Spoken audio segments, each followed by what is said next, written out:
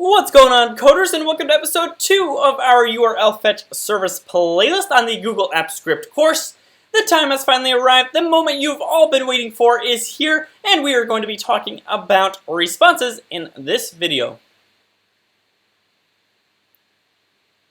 Again, responses are the second half of the whole request-response protocol. Basically, when you want certain data or content from a server, you will issue a request to them, and then whatever they send back is called the response. So again, whatever you send to the server is called the request. Whatever they send back to you is called the response. And we looked at the requests in the last episode. Now it's time to focus on the good, juicy data that they send back, which is the response. So I have picked out my top 3 methods for today, and they are get response code, get content text, and finally get content. So let's jump on over to the code and have some fun with these methods. To demonstrate responses, I'm going to be doing something a little bit more complex, and that is accessing my files off of OneDrive. And if you're unfamiliar with what OneDrive is, basically it's the Microsoft equivalent of Google Drive. So let's take a quick look at the UI right now. As you can see, it's set up similarly to a Google Drive. I don't have too many files stored on my OneDrive, mostly because I am more of a Google fanboy. But as you can see, I have uploaded down here this Excel file called Incoming Candidate. So let's take a quick look at that. As you can see, I have 8 cells filled out with valuable data, and the point of this episode is going to be accessing this data right here. So if all of this data was stored, say, on a Google Sheet, all you would need to do is, say, use the Spreadsheet app and then follow all the methods in order to get that data as explained in Season 1. However, if you remember, Excel is not a Google product, so we're going to need to do things the old-fashioned way, and that is by using the URL fetch app. However, because we're doing things the old-fashioned way, it's going to require a little bit more legwork. As you can see, I already have a lot of code pre-written out, and we're going to be going over this briefly just to provide some context. However, if none of this really makes sense to you, or if it's a little bit confusing, don't worry too much. That's not the point of this episode. You can always ask questions down in the comments below, or if there's enough interest, I can always provide an additional episode explaining this a little bit more deeply and say how to get a refresh token or a client ID. But again, for now, I'm going to be going over this very briefly just to provide some context.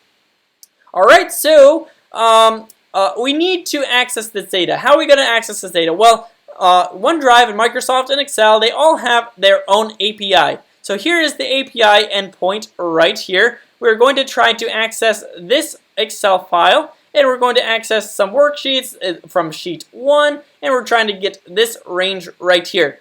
But you can't just issue this request, right?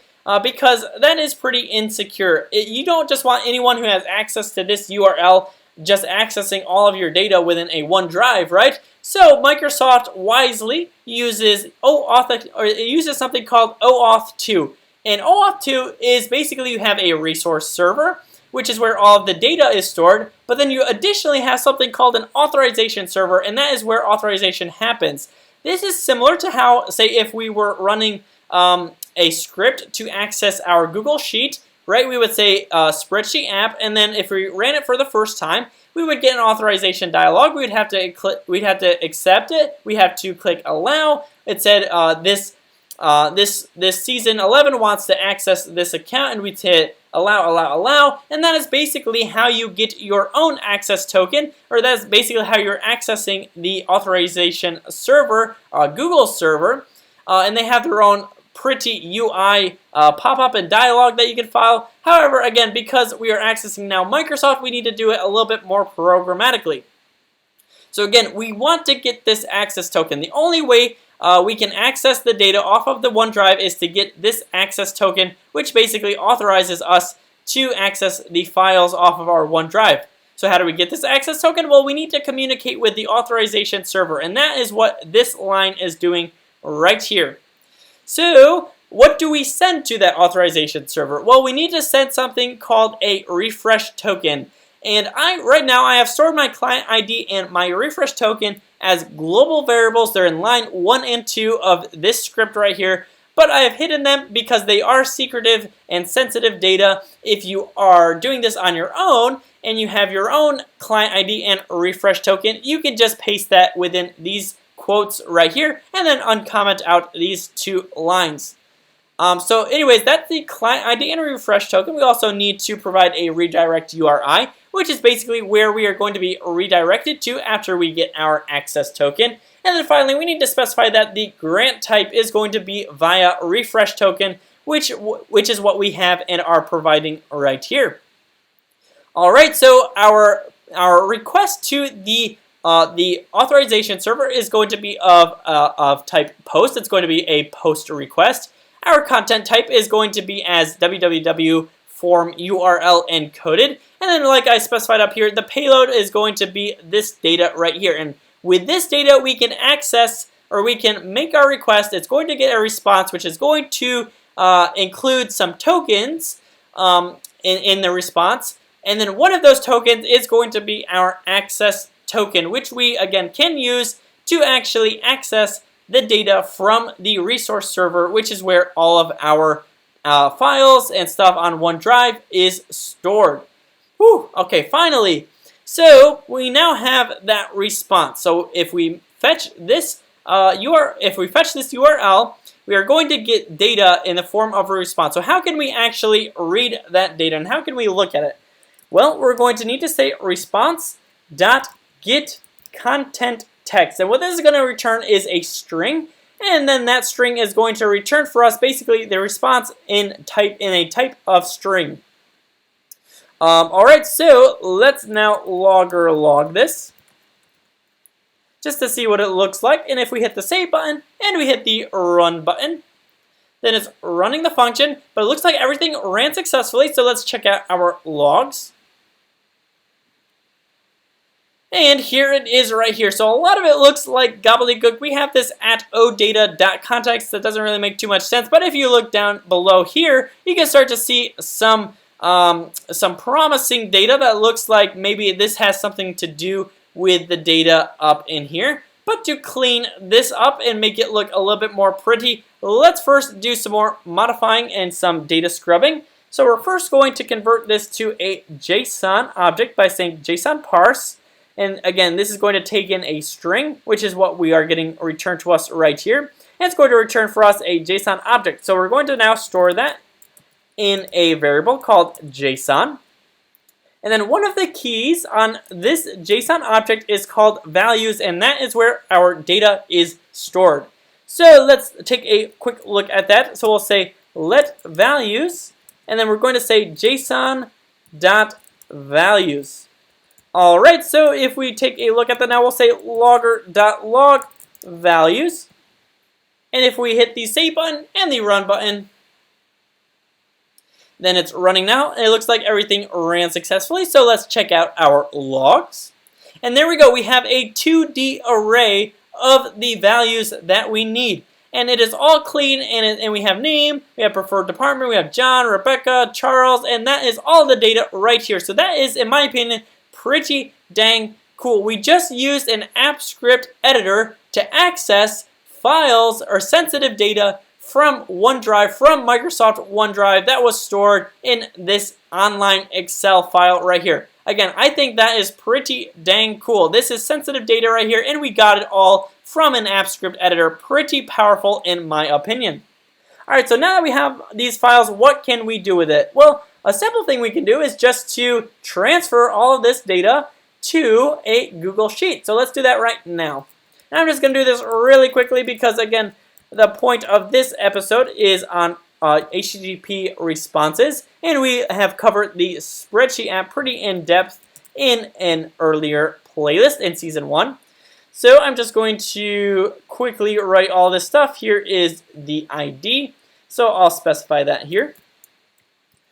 Alright, I know that the sheet name is Sheet 2, and I'm going to get the range in an A1 notation. I'm going to specify it in an A1 notation. Here it is right here.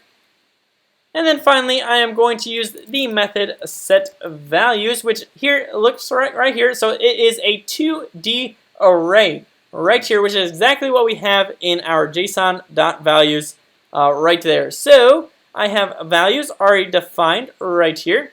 So if I hit the save button and I hit the run button, it looks like it's running. Okay, it looks like everything ran successfully. So here's the exciting moment right here. Okay, so here we have all of the data, and it is now stored within our Google Sheet. As you can see, it's the same exact data that is within our OneDrive Excel file. So that is pretty cool. We have just basically hooked up our Excel data to the Google Sheet. And by the way, this account right here is different. This is my David the Weiss account, and then the account for this is actually my personal OneDrive. So these are two separate accounts. These are totally different accounts, and yet they are connected together.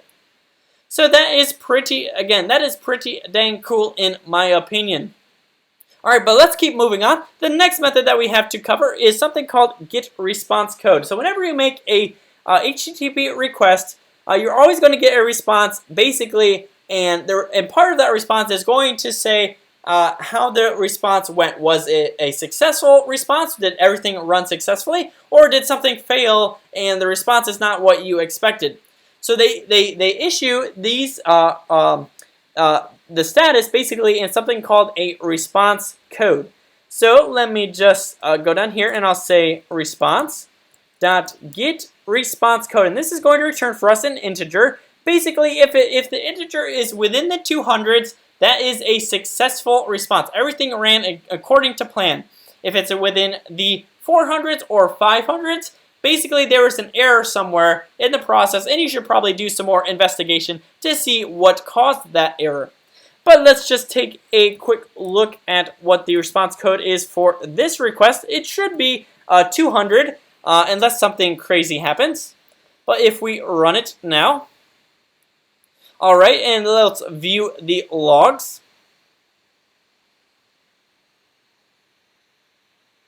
And again, we may have to wait for the logs as we usually have to do in all of our other episodes. But here we go. We have a 200 response code, which means everything ran according to plan. Everything was successful. Nothing to worry about. So again, this ranges from 100 to the 500s, but basically if you get something in the 200s, that is a successful response. So usually how people would use this method, or especially how I would use it, is you would say something like response.response code. If the response code, and first I would change it to a string, but if this response code starts with, and this is a special method that is for strings, for JavaScript strings. If it starts with 2, then what I want to do is run all of this code. So let me just cut this, and I'll paste it down here. If it does not start with 2, so if there's like some problem, if it starts with 4 or 5, then what you could do is say maybe console.error, and then pass in an error or whatever you want to pass in right there. But that's usually how I would run, or how I would use this method right here, get response code. All right, now let's move on to our very last method for today. And if I type in a response, the last method is get content. So again, we got the content text, which returns for us a string, but sometimes we don't want a string. Sometimes we want a byte array. Why would we want a byte array? Or what is one use case where we would use a byte array? Well, let's say that we are trying to get, say, an image, right? So let's say, I'm going to comment all of this out just so it doesn't interfere with anything. All right, so if I now do URL fetch app, and I say fetch, and now I'm going to fetch this logo right here off the internet. So I'm going to copy the image address, and I'm going to put that in right here.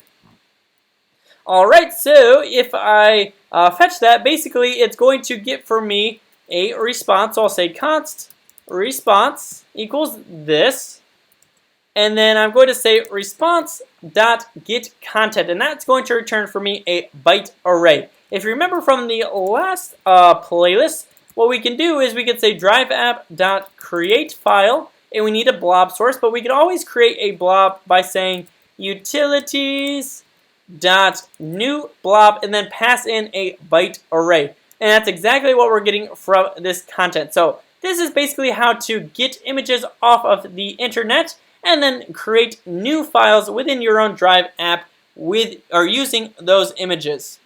So guys, I know that was a lot of information, but I hope you learned a lot, and I hope you enjoyed this episode. If you did, don't forget to hit the like and subscribe buttons, and I'll see you in the very next episode.